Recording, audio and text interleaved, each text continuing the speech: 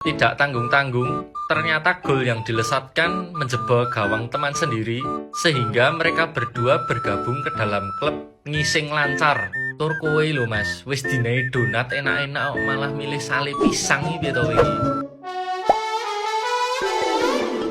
Hola netizen yang tercinta, cerita Melisa Zara kena KDRT karena pergoki atok sang suami chat mesra dengan pria viral di media sosial. Ia baru mengetahui kalau suaminya seorang gay usai mengetahui chat mesra tersebut. Bahkan diketahui jika pria yang menjadi selingkuhan sang suami adalah saksi dari pernikahan mereka. Melisa Zara pun membongkar urusan ranjang dengan sang suami ketika masih menikah. Hal itu diungkapkan Melisa ketika diundang sebagai bintang tamu di podcast Deddy Corbuzier. Melisa Zara mengatakan bahwa sang suami ketika berhubungan badan dengannya harus dalam keadaan lampu dimatikan. Awalnya ia belum menaruh curiga dengan cara sang suami berhubungan badan. Namun ia merasa sang suami melakukan hubungan badan seperti yang dibuat-buat. Kecurigaan itu baru muncul kala sang suami mulai jarang mengajaknya berhubungan badan. Ia yang belum mempunyai bukti sang suami punya orientasi seksual berbeda hanya bisa berpikiran positif saja. Melisa Zara juga membeberkan kalau sang suami beberapa kali check-in di hotel dengan pria yang berbeda-beda. Nah, gimana nih menurut netizen yang terhormat? Silahkan berkomentar ya.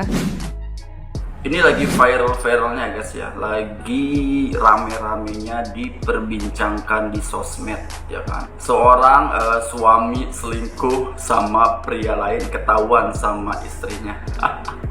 Yang jadi parahnya lagi itu selingkuhannya itu yang jadi saksi pernikahan mereka. Ini gila banget guys. Ini gila ini. Sedikit kutipan dari gue nih ya guys ya. Ini buat para wanita, buat para yang nanti bakal jadikan istri di luar sana ya. Kalian itu kalau memilih calon suami ataupun memilih pria ya kan, itu jangan dilihat dari casingnya aja. Jangan dilihat dari gantengnya, putihnya, glowingnya, tinggi, besar, keren, ganteng, pokoknya lah. Nggak ada duanya deh. Lu langsung terperangkap, terpesona, suka sama dia. Aduh gue sampai belepotan nih ngomongnya. Tapi nggak semuanya seperti itu, nggak semuanya seperti itu. Cuma rata-rata di zaman sekarang gitu. Untung gue punya muka yang jelek, jadi nggak ada yang suka sama gue. Kalau gue punya muka ganteng, aduh parah nanti nih cowok-cowok baik yang suka sama gue. Tapi intinya sih gue garis bawahi, laki-laki itu harus pada kodratnya guys. Jadi wanita ya pada kodratnya, laki-laki pada kodratnya. Jadi mencintai ya lawan jenis lah, jangan sama jenis. Jadi gue sih nggak mau menjudge atau menyalahkan mereka, karena kan yang berhak menjudge atau menyalahkan mereka itu hanya Allah Subhanahu Wa Taala nanti ya kan, memberikan hukuman kepada mereka gitu. Cuma kalau gue sama manusia, kalau ketemu yang kayak gitu pasti gue bakal kasih tahu kenapa kamu seperti itu aja. Banyak sih yang jujur aja, banyak di sosmed aja yang sama gue aja kadang-kadang orang yang pemikirannya beda, gue bilang maaf saya tidak seperti itu gitu. Banyak orang seperti itu yang kadang-kadang nge-DM gue di Instagram atau di TikTok banyak, cuma gue nggak respon gitu. Karena ya mohon maaf ya, gue masih lurus-lurus aja, masih normal-normal aja gitu. Ya itu tadi gitu, buat para wanita gitu, kalau melihat pria itu jangan dari casingnya aja. Tapi tidak semua pria seperti itu. Bahkan jujur aja ya, bukan dari selegram aja, bukan dari kalangan artis, selegram, atau seleb TikTok ya, yang lainnya bukan.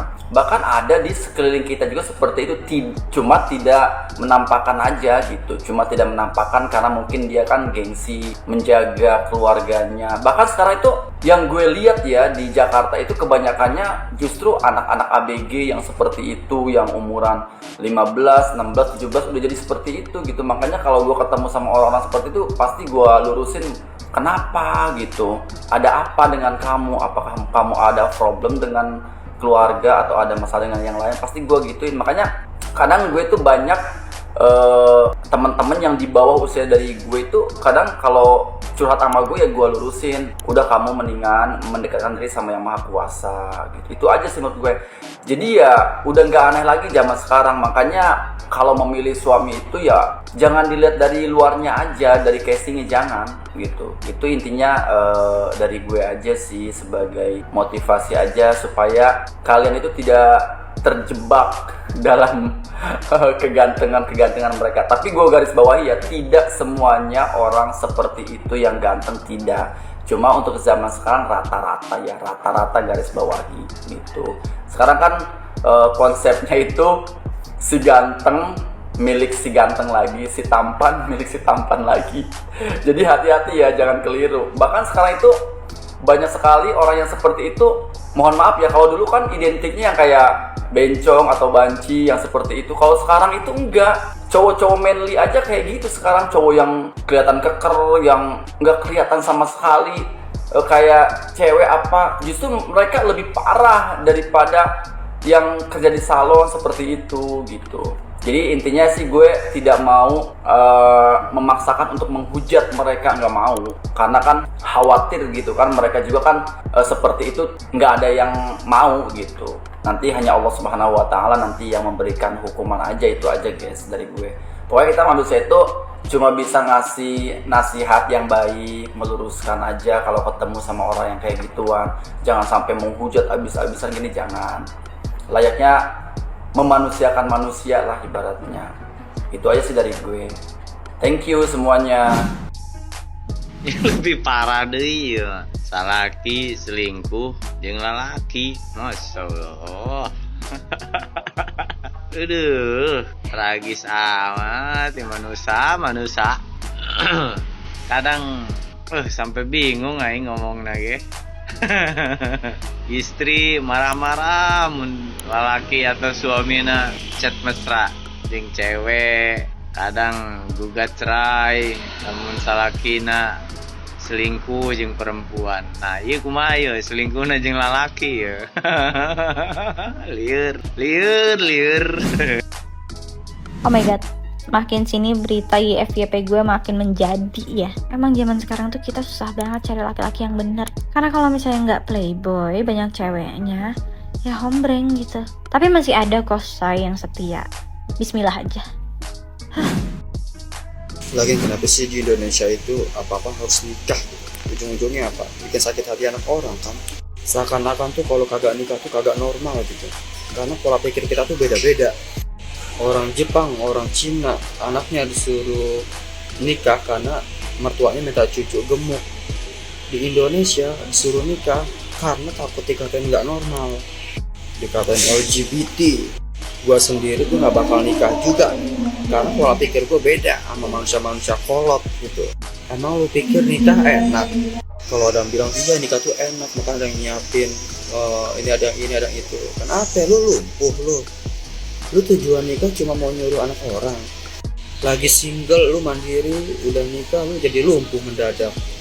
Apa-apa disiapin, apa-apa diambilin. Dari Seturan mengabarkan kembali kasus perselingkuhan yang sempat dijuarai kaum Hawa kini berlanjut ke babak selanjutnya. Gol ini bermula saat striker Rainbow Cake yang menganut prinsip jangan mainin wanita ini nekat menjebol gawang secara ilegal. Tidak tanggung-tanggung, ternyata gol yang dilesatkan menjebol gawang teman sendiri sehingga mereka berdua bergabung ke dalam klub Ngising Lancar. Tur kowe lho mas, wis dinai donat enak-enak malah milih sale pisang iki piye to kowe iki? Kupingmu ra tau ngrungokne to mas nek dikongkon iki. Kowe iki mung dikongkon tok, ganjel. Kudu selingkuh, kudu tok selingkuh tok. Malah gasak kancamu dhewe lho ndrogok ngono. Sekali lagi saya ingatkan bagi kaum Hawa ini hanya ulah oknum, lagi-lagi oknum. Buat jeng ragil, tulung kancamu ki jangan pindah rono. Kaum Adam jan remuk tenan iki, nyonyor mergo wong iki. Reputasine hancur, bapak hancur nak.